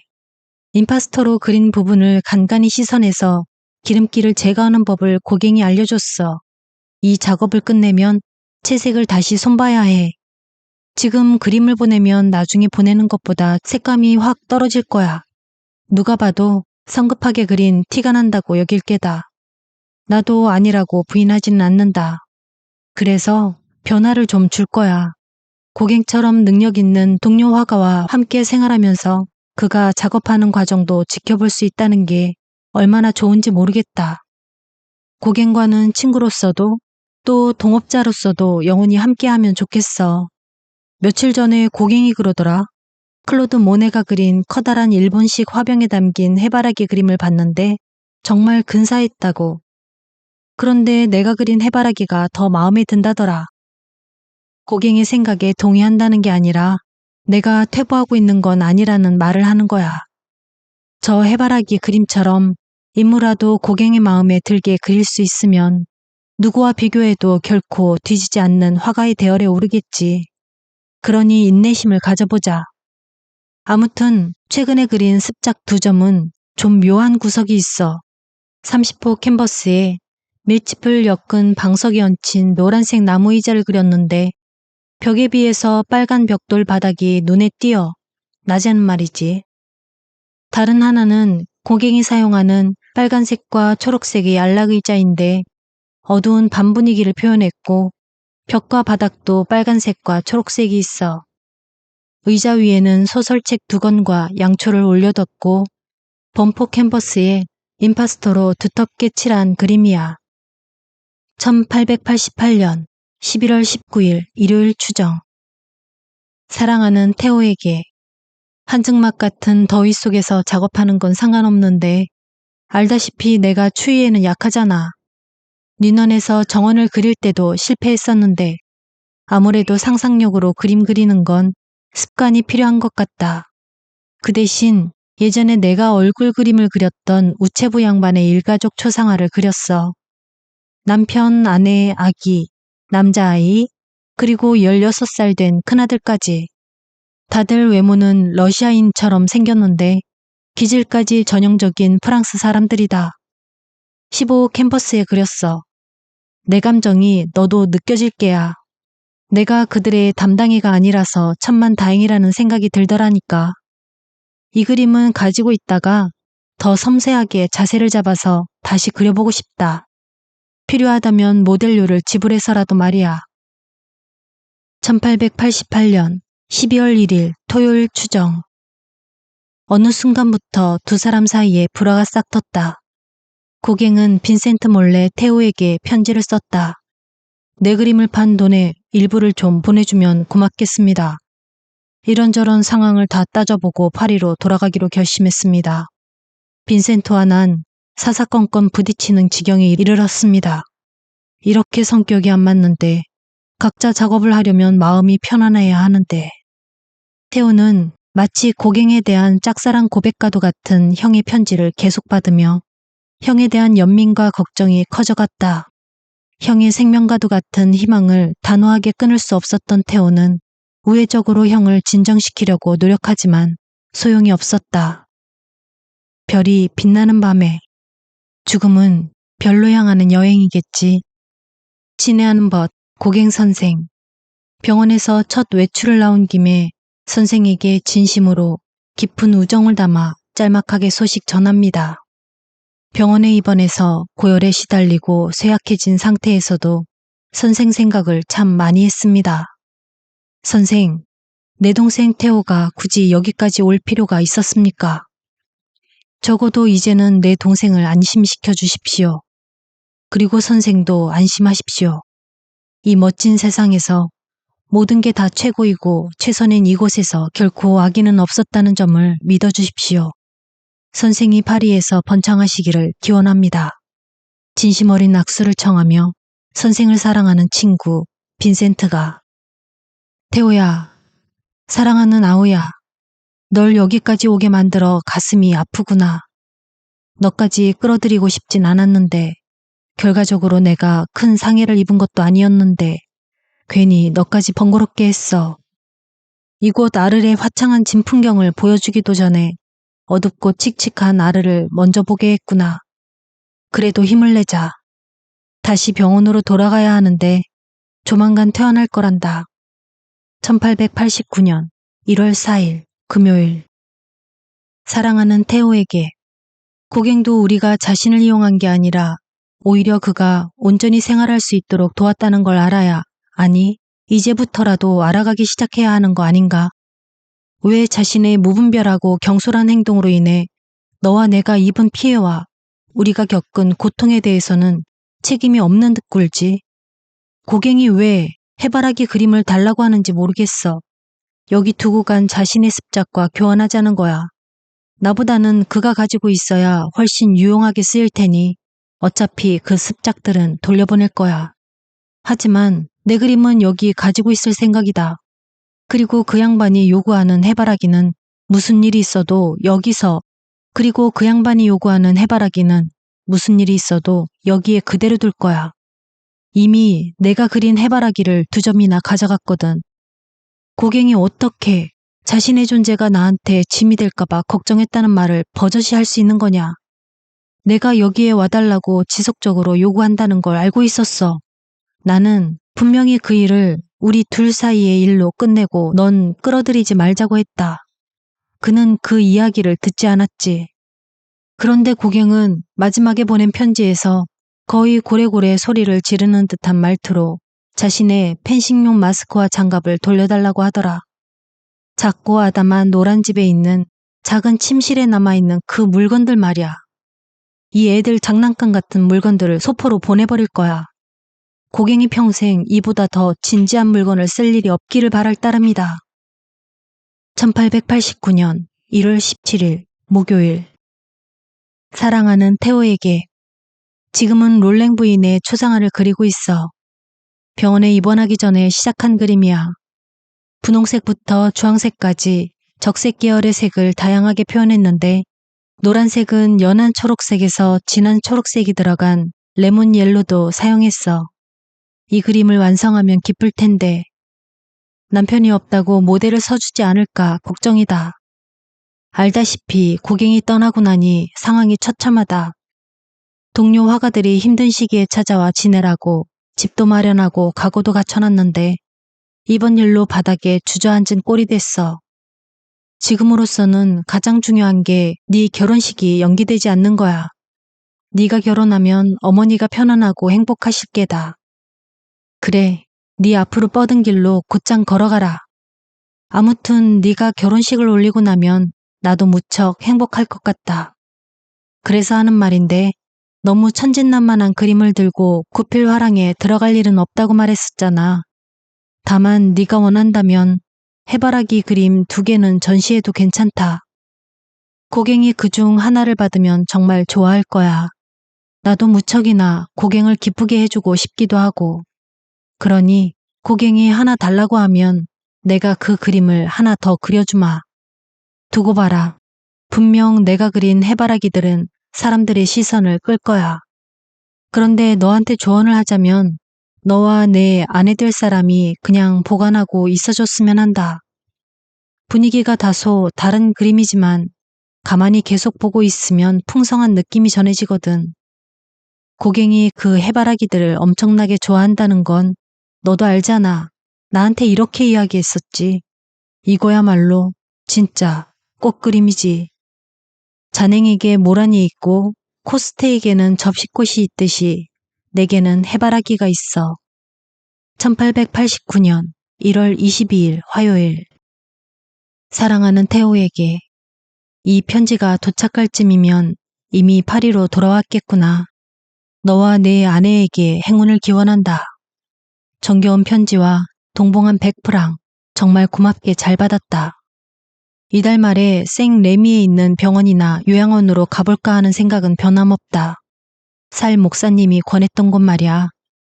이런 일을 결정하는데 득과 실을 꼼꼼히 따져보지도 않다니 미안하구나. 그것까지 논하다가는 내 머리가 견뎌내질 못하겠어서 그래. 나는 이제 다시 아틀리에를 꾸미고 거기서 홀로 지내는 건 절대로 못해. 여기 아르레서건 어디서건 지금은 그래. 그래도 다시 마음을 잡고 새로 시작해보려고 해봤지만 지금으로선 가능할 것 같지 않다. 작업실 운영을 비롯해 이런저런 일을 책임지고 억지로 떠맡아야 하면 이제 간신히 되살아나고 있는 그림 솜씨를 잃게 될까봐 두려워. 그래서 당분간은 격리되어 지내는 게 남들의 안위는 물론이고 나 자신의 평화를 위해서 좋을 것 같다. 그나마 조금 다행인 건 나 자신이 이 정신병을 여러 다른 질병의 하나로 여기고 있는 그대로 받아들이기 시작했다는 거야. 작업실에 틀어박혀 지내면서 기껏 기분 전환한다는 것도 인근 카페나 식당에 가서 이웃들에게 욕이나 얻어먹는 게 전부인 지금까지의 화가 생활. 그 짓은 다시 못하겠다. 다른 사람과 사는 것도 그게 동료 화가라도 힘들어. 너무 힘들어. 너무 큰 책임감을 짊어져야 해. 생각할 엄두조차 나지 않는다. 아무튼 3개월로 시작해보고 그 이후의 일은 두고 보자. 비용은 80프랑 정도 들어갈 거야. 나도 유아랑 데생도 조금씩 그릴게. 예년처럼 맹렬하게 몰아붙이진 않을 거야. 이 모든 상황을 너무 슬프게 바라보지는 말아라. 근래 들어 이사로 가구며 집기를 옮기고 내게 보낼 그림들을 포장하면서 서글프더라. 무엇보다도 그토록 진한 형제애로 내게 이 모든 걸 해줬고 오랜 시간 유일하게 나를 지원해준 내게 이런 슬픈 현실을 넋두리처럼 늘어놓고 있는 이 상황이 정말 원망스럽다. 그런데 이런 슬픔을 내가 느끼는 그대로 표현하는 것조차 힘이 드는구나. 내가 나한테 베풀어진 호의는 결코 헛된 게 아니다. 왜냐하면 내가 베푼 호의는 그대로 남아있으니까. 비록 물리적인 결과물이 형편없어 보일 수는 있지만 어쨌든 고스란히 남아있잖아. 이것도 역시 내 느낌을 고스란히 설명하는 게 힘이 드는구나. 그래도 내가 바라는 건 하나뿐이다. 회복. 그러니까 내 사랑하는 아우야. 우리도 이 시대의 병을 인정하고 받아들여야 하는 거야. 이제껏 비교적 건강하게 지내왔으면 조만간 그렇지 않은 순간이 찾아오는 게 당연해. 나는 너도 당연히 알겠지만 선택권이 있었다면 미치는 쪽을 선택하지는 않았겠지. 하지만 일단 걸리면 돌이킬 수가 없어. 그러나 여전히 조금이나마 그림을 그릴 수 있다는 위로는 남아있다. 편지를 자주 쓰게 될지는 모르겠다. 논리 정연한 내용의 편지를 쓰기에는 내 하루하루가 좀 모호한 편이라서 말이야. 오늘따라 지금까지 내게 보여준 네 호의가 유난히 크게 다가오는 것 같구나. 고객을 만나거나 편지라도 할 일 있거든 내가 안부를 묻더라고 전해라. 1889년 4월 21일 일요일. 사랑하는 태호에게. 여기 온 뒤로 황량한 정원, 그 정원에서 자라는 커다란 소나무, 또 그 소나무 아래서 이런저런 독보리류와 뒤섞여 무성하고 높이 자란 손보지 않은 풀들만 있어도 그림 작업하기에 충분하다. 아직 병원 밖에는 나가보지 못했어. 그런데 생레미 풍경은 정말 근사한 것 같다. 점차 단계적으로 알아갈 수 있겠지. 이렇게 여기서 지내니까 당연히 의사들이 내가 전에는 왜 그랬는지 그리고 앞으로 어떻게 될지를 더 자세히 분석하고 진단할 수 있을 테니 감히 바라는 거지만 자유롭게 그림을 그릴 수 있게 해줄 것 같아. 다시 한번 말하지만 나는 여기서 잘 지낸다. 그러니 당분간 파리나 인근의 기관으로 굳이 옮겨갈 필요는 없을 것 같다. 내 방은 아담한데 벽에는 회녹색 벽지를 발랐고 두 폭의 연녹색 커튼에는 가느다란 빨간 선으로 테두리가 쳐진 빛바랜 장미 문양이 있어. 이 커튼 아무래도 고인이 된 파산한 부자가 남긴 유품 같은 게 무늬도 그렇고 아주 근사해. 창문의 쇠창살 너머로는 울타리가 쳐진 사각형 밀밭이 보여서 꼭 판 호위연풍의 전망 같고 아침에는 그 위로 태양이 찬란하게 떠오른다. 게다가 여기는 빈 방이 30개도 넘는데 그림 작업을 하는 방도 하나 있어. 그런데 정말이지 광기가 나타난 사람들을 바로 곁에서 지켜보다 보니까 광기에 대한 두려움이 상당히 사라지더라. 나 역시 언제라도 쉽게 그렇게 될 수 있을 테니까. 전에는 이런 사람들에게 반감을 품었고 여러 화가들이 결국 이런 식으로 생을 마감했음을 상기할 때마다 너무나 고통스러웠다. 그런데 지금은 그런 두려움 없이 이런 상황을 생각해본다. 나는 이 화가들이 다시 평온한 자세를 되찾고 그림에 몰두하는 모습을 떠올려 옛 화가들을 재발견해보는 게 하찮은 행동이 아니야. 농담이 아니라 나는 진심으로 고마움을 느끼고 있다. 왜냐하면 비명을 지르고 시종일관 횡설수설하는 사람도 있지만 여기엔 서로를 챙겨주는 진심 어린 우정이 있어. 이들은 이렇게 얘기해. 내가 먼저 남들을 참고 견뎌야 남들도 나를 참고 견뎌준다고. 이따금 나와 수다를 떠는 사람이 있는데 뭐라고 하는지 알아들을 수는 없지만 어쨌든 꼬박꼬박 대답하는 건 나를 두려워하지 않는다는 소리야. 누군가 발작을 일으키면 모두가 그를 지켜보면서 자해하지 못하도록 보호해. 여기가 내가 있을 곳 같아. 수년씩 이곳에 있는 사람들이 가장 괴로워하는 건 극심한 무력감일 게다. 난 그림을 그리니까 어느 정도 무력감을 극복할 수 있을 거야. 비 오는 날이면 우리가 모여 앉은 방은 분위기가 침체된 어느 마을의 3등석 대합실 같다. 게다가 여기는 항상 모자를 쓰는 사람, 안경을 쓰는 사람, 지팡이를 드는 사람, 해수욕장에 온 듯 차려입는 사람 등등 정말 미친 사람들이 모여 있어서 다들 여행객들처럼 보여. 발작 증상을 겪을 때의 그 두려움은 정말 말로 다 설명할 수 없을 정도였거든. 적잖은 간질 환자들은 혀를 깨물거나 자해를 해. 레이 선생 말이 나처럼 자기 귀에 자해한 사람도 있었대. 그래서 조심스러운 말이다만 일단 이게 어떤 병이고 내가 어떤 상태이며 언제든 발작 증상을 겪을 수 있다는 걸 알고 나니까 적어도 마음의 준비를 해서 불안감이나 공포에 사로잡히지 않게 됐어. 아무튼 5개월째 증상이 줄어들고 있으니 완전히 회복되었거나 적어도 전처럼 심하게 발작 증상을 겪을 일은 없겠다는 희망이 생긴다. 지금은 삶에 대한 공포도 이미 많이 사그러들었고 우울한 기분도 좀 무뎌졌다. 하지만 여전히 어떤 의지 같은 건 없고 뭘 하고 싶은 욕구도 전혀 없다.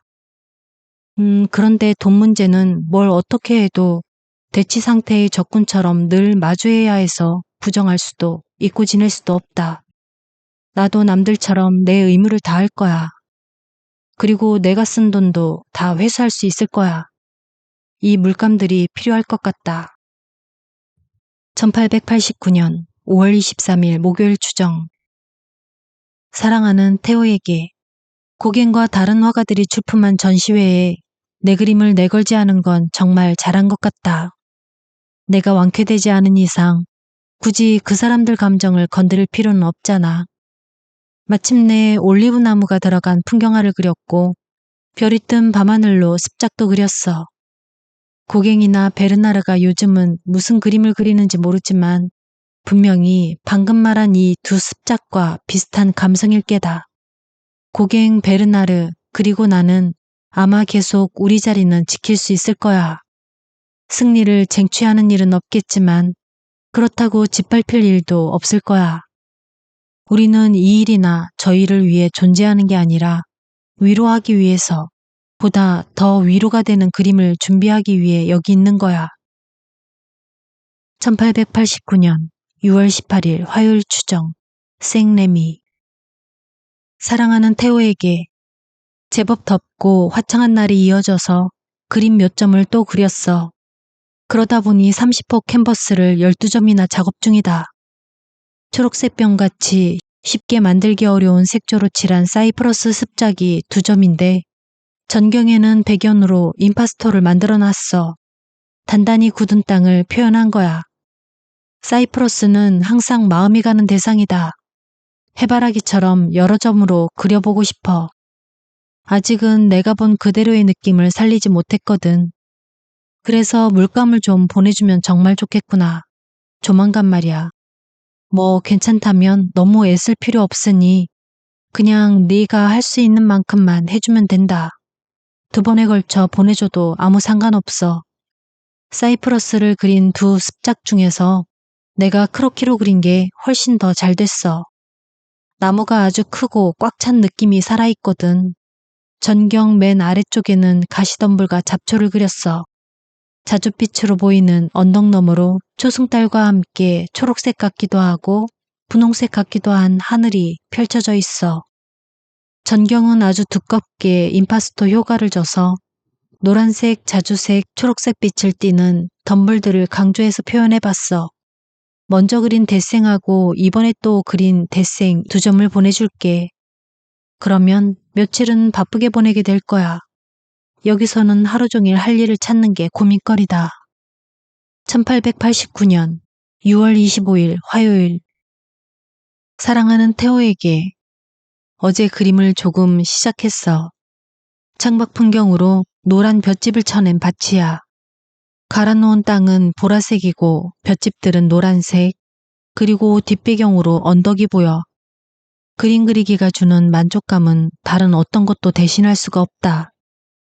만약 다시 한번 그림에 내 온 힘을 쏟아부을 수만 있다면 분명히 나한테는 최고의 치료약일 거야.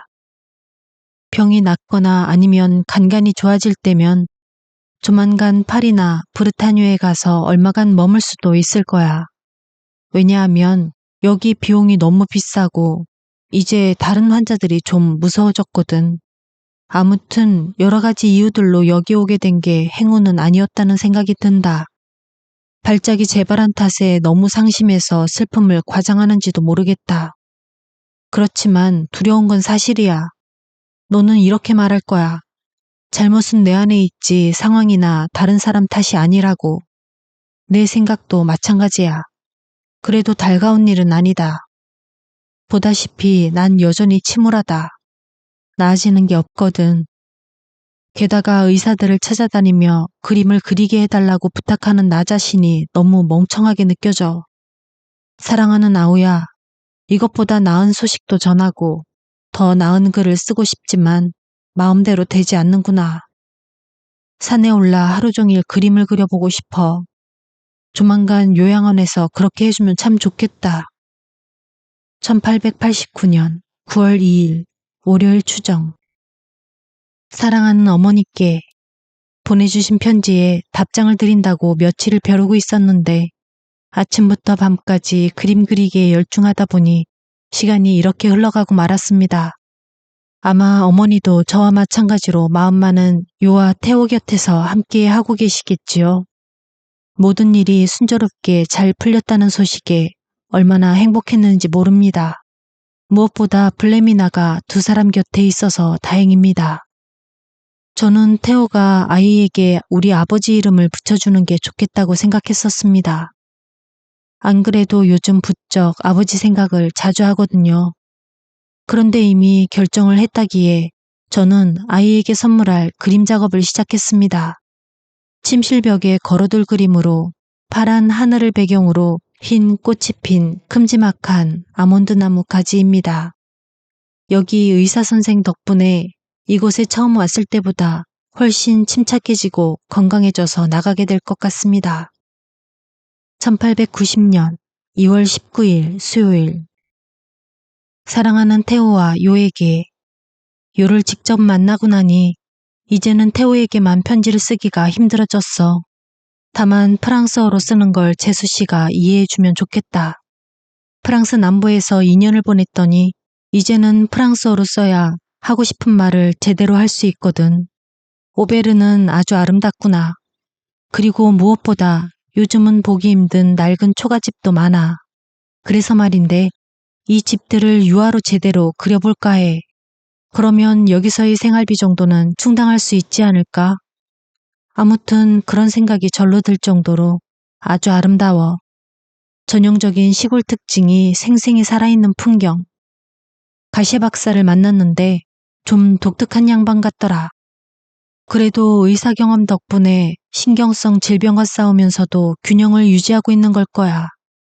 내 눈에는 나만큼이나 발작 증상을 겪을 사람처럼 보였거든. 일단 상황이 달라지기 전까지는 여기서 지낼 생각이야. 습작을 몇 점 그리다 보면 다른 곳으로 옮길지 말지 알게 되겠지. 파리의 온갖 소음은 역시 내게 필요한 게 아니었어. 요도 만나고 너희 아기도 보고 너희 집도 구경해서 정말 좋았다. 지난번 집보다 더 좋더구나. 모두에게 행운과 건강을 기원하고 조만간 또 보길 바라며 진심 어린 악수 청한다. 1890년 5월 20일 화요일. 사랑하는 태호에게. 매일같이 너는 물론이고 요와 조카까지 많이 생각난다. 여기서 신선한 공기를 마음껏 들이키면서 지내는 어린아이들은 그렇게 건강해 보이더라. 지금은 가시에 박사 초상화를 작업 중이다. 가시에 박사는 이 초상화를 열광적으로 마음에 들어해서 자신이 소장할 수 있게 하나 더 그려줄 수 있겠느냐고 부탁하더라. 당연히 나도 바라는 바야. 그는 또 드디어 내가 최근작 아르레 여인 초상화의 의미를 이해하더라고. 분홍색 색조로 그린 내게도 보낸 그것 말이야. 습작을 구경하러 오면 언제나 그 초상화 두 점에 관해 이야기하는데 더하거나 보태지도 않고 있는 그대로의 그림을 인정하고 좋아하더라고. 조만간 내게도 이 양반 초상화를 한 점 보내주고 싶다. 의사 선생 집에서 지난주에 그린 습작이 두 점인데 모두 가지라고 했어. 야외에서 너희 가족 초상화를 그려보고 싶기도 하다. 너와 요와 아기의 초상화. 솔직히 이곳에 머무는 이유는 가시에 박사 말곤 없다. 아무래도 친구처럼 잘 지낼 수 있을 것 같은 예감이거든. 언제든 의사 양반 집을 찾을 때마다 그럭저럭 괜찮은 그림 한 점 정도는 그릴 수 있을 것 같고, 이 양반도 매주 일요일이나 월요일마다 날 저녁 식사에 초대해 줄 것 같아.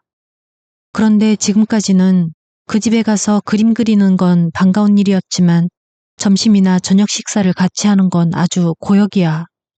왜냐하면 이 대단한 양반께서 식사 때마다 애써 4-5가지 요리를 내오는데 이게 서로에게 아주 죽을 맛이거든.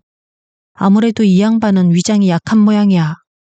싫은 소리를 하려다가도 참는 건 온 가족이 모여 앉아 식사하던 옛날을 그리워하는 의사 양반 마음이 눈에 보여서다. 우리도 그 분위기 너무 잘 알잖아. 아무튼 가시 박사는 정말 아무리 봐도 진짜 너 같기도 하고 나 같기도 하다. 1890년 6월 3일 화요일. 사랑하는 태호에게. 요의 편지는 내게 정말 복음서와도 같았다. 우리가 함께 겪었던 그 어렵고 힘들었던 시간 이후 내 마음을 괴롭혔던 두려움에서 나를 구원해 주었어. 모두가 생계를 위협받고 이런저런 이유로 스스로의 나약함을 절감하는 이런 상황에서 아주 큰 힘이 되었어. 여기로 돌아온 뒤로 지금까지 마음이 서글프구나. 너희에게 퍼붓는 폭우가 내 마음도 위협하고 있어. 어쩌겠니? 알다시피 난 평소에 유쾌하려고 애쓰는 사람이다만 내 삶이 뿌리까지 송두리째 흔들리고 있는데 나도 따라 휘청일 수밖에. 난 늘 무척은 아니고 약간은 내가 너희에게 짐이 되고 있는 건 아닌지 두려웠어. 그런데 요의 편지로 나 역시 두 사람처럼 열심히 일하고 힘들어한다는 걸 이해해 준다는 걸 느꼈다. 이곳으로 돌아와서 다시 그리기 시작했는데 자꾸 붓을 손에서 놓게 되지만 어쨌든 그리고 싶은 대상이 확고한 덕분에 대형 유화를 3점이나 그렸어. 음산한 하늘 아래 넓게 펼쳐진 밀밭을 2점 그렸는데 슬픔과 지독한 외로움을 표현한 거야. 조만간 보여주마.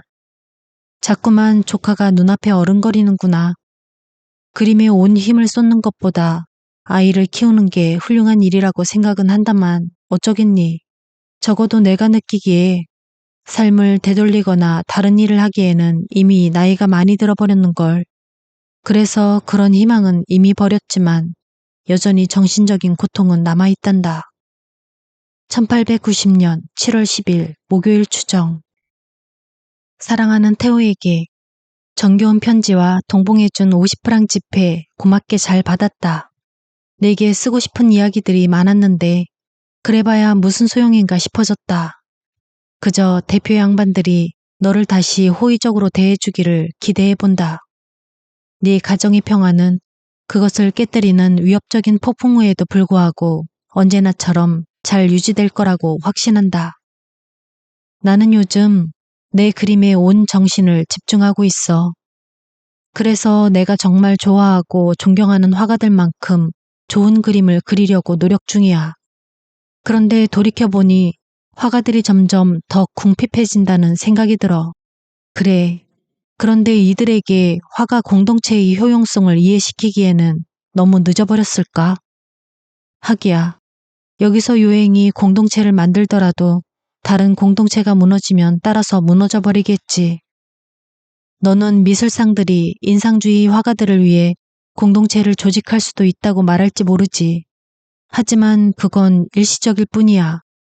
한 개인이 나서봐야 아무런 효과도 없고 게다가 이미 그런 경험들을 다 겪어봤는데 그걸 다시 반복해야 할까? 고갱이 브르타뉴에서 그린 그림 봤는데 상당히 근사하더구나. 아마 거기서 그린 다른 그림도 그렇겠지. 도비니의 정원을 크로키로 그려서 보냈다. 내가 정말 유화로 그리고 싶었던 소재야. 거기서 낡은 초가집 크로키와 비온 뒤 넓게 펼쳐진 밀밭을 그린 30호 유화 2점의 크로키도 같이. 추신, 도비니의 정원에는 전경의 초록색과 분홍색이 어우러진 풀들이 자라. 왼쪽에 초록색과 자주색의 수풀이 있고 잎사귀가 허연 식물에 줄기가 하나 보여. 중앙에는 장미화단, 오른쪽에 울타리와 벽, 그리고 그 벽 위로 자주색 나뭇잎이 달린 개암나무가 솟아있지. 그 다음에는 라일락 울타리, 한 줄로 늘어선 둥근색 모양의 노란색 보리수, 뒷배경에 분홍색의 파란 지붕이 얹혀있는 집, 벤치 하나에 의자 3개, 노란 모자에 검은 옷을 입은 인물 하나와 전경해 보이는 검은 고양이 1마리. 하늘은 연한 초록색이다. 1890년 7월 23일 수요일